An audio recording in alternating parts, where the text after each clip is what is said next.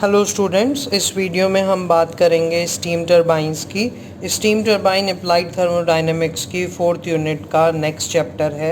इससे पहले हम नोजल्स के चैप्टर पढ़ चुके हैं।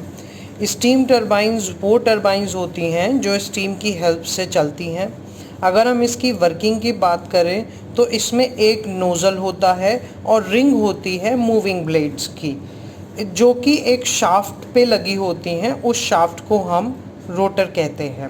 That means it consist of nozzle and ring of moving blade mounted on a shaft called rotor. Rotor पे दो चीज़ होती हैं, एक नोजल और एक आपके मूविंग ब्लेड्स। मूविंग ब्लेड्स की रिंग मतलब बहुत सारे मूविंग ब्लेड्स होते हैं। जो मोशन है टरबाइन का वो डिपेंड करेगा कि स्टीम जो उसके ऊपर आ रही है उसका डायनामिक एक्शन क्या है। तो उसका जो डायनामिक एक्शन होगा उसी हिसाब से टरबाइन जो है मूव करेगी। स्टीम जो है हम इस तरह से इंजेक्ट करते हैं कि वो मूविंग ब्लेड्स पे लगे। इस दौरान थर्मल एनर्जी जो होती है स्टीम की वो आपकी कन्वर्ट हो जाती है काइनेटिक एनर्जी में। हाई वेलोसिटी स्टीम जो नोज़ल से निकलती है फिर मूविंग ब्लेड पे जाती है, लेकिन उसकी डायरेक्शन जो है स्टीम की वो इनलेट पे और एग्ज़िट पे दोनों पे चेंज हो जाएगी। मतलब पहले स्टीम जो है नोज़ल से निकलेगी, उसके बाद ब्लेड पे जाएगी। वो ब्लेड उस स्टीम के प्रेशर और वेलोसिटी की वजह से घूमेगा और उसकी डायरेक्शन जो होगी स्टीम की, जो वो इनलेट मतलब जो वो इन करी होगी तब डायरेक्शन कुछ और होगा, और जब स्टीम ब्लेड के बाहर निकलेगी तब डायरेक्शन कुछ और होगा। इस चेंज इन डायरेक्शन को वो एक मोमेंटम कॉज करता है जिसे हम चेंज ऑफ मोमेंटम कहते हैं। This change in direction of flow of steam causes change of momentum. इस चेंज ऑफ मोमेंटम के कारण क्या होगा, एक एक्शन प्रोड्यूस होगा which results in dynamic force acting on the shaft.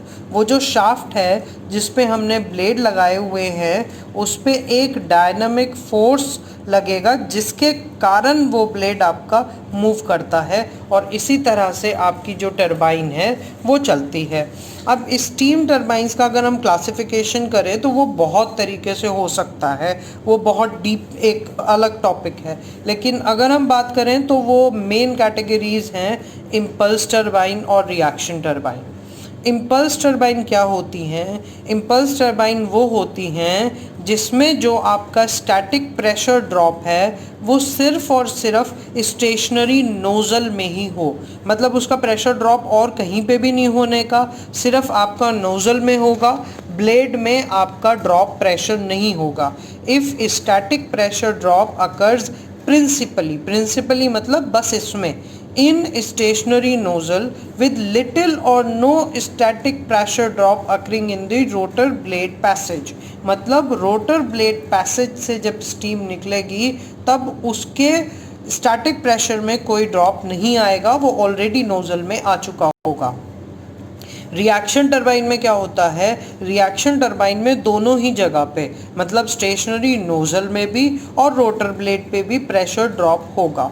तो ये बेसिक डिफरेंस है इम्पल्स टरबाइन और रिएक्शन टरबाइन पे। दोनों ही टरबाइंस इंपॉर्टेंट भी बहुत हैं। तो ये एक जनरल आइडिया था कि स्टीम टरबाइन कैसे वर्क करती है और उसके क्या मेन दो कैटेगरीज हैं। इससे आगे हम नेक्स्ट वीडियो में डिस्कस करेंगे। आई होप कि आपको ये यूज़फुल हुआ हो। Thank you so much for watching.